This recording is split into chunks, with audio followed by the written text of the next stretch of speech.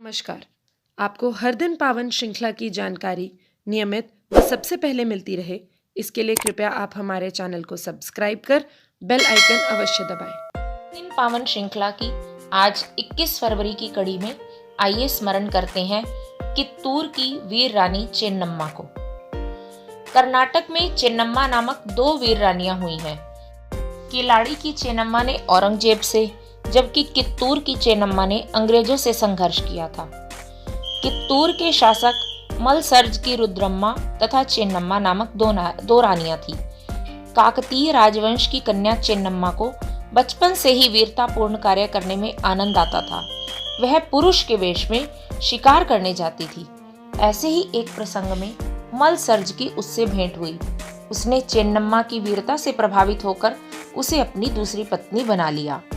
कित्तूर पर एक और टीपू सुल्तान तो दूसरी ओर अंग्रेज नजरें गड़ाए थे। दुर्भाग्यवश चेन्नम्मा के पुत्र शिव बसवराज और फिर कुछ समय बाद पति का भी देहांत हो गया।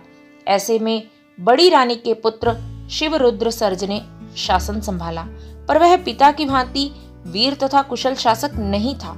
स्वार्थी दरबारियों की सलाह पर उसने मराठों और अंग्रेजों के संघर्ष में अंग्रेजों का साथ दिया। अंग्रेजों ने जीतने के बाद संधि के अनुसार कित्तूर को भी अपने अधीन कर लिया। कुछ समय बाद बीमारी से राजा शिवरुद्र सर्ज का देहांत हो गया।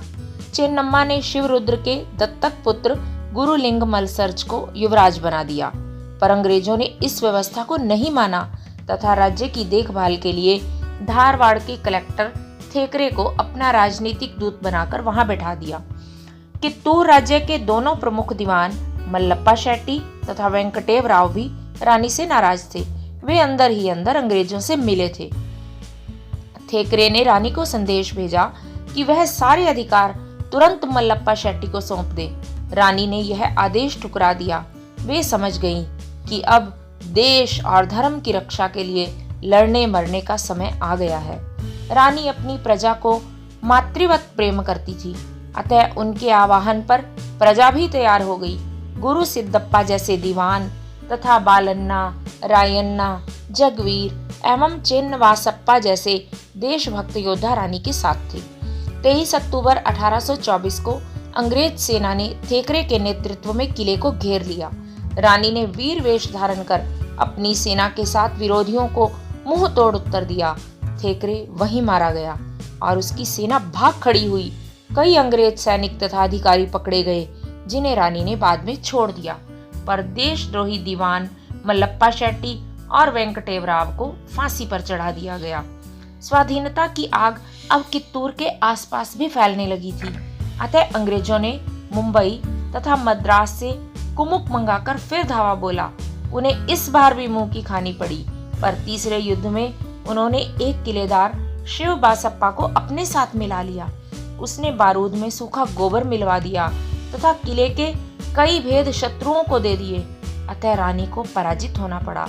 अंग्रेजों ने गुरु सिद्धप्पा को फांसी पर चढ़ाकर रानी को धारवाड़ की जेल में बंद कर दिया।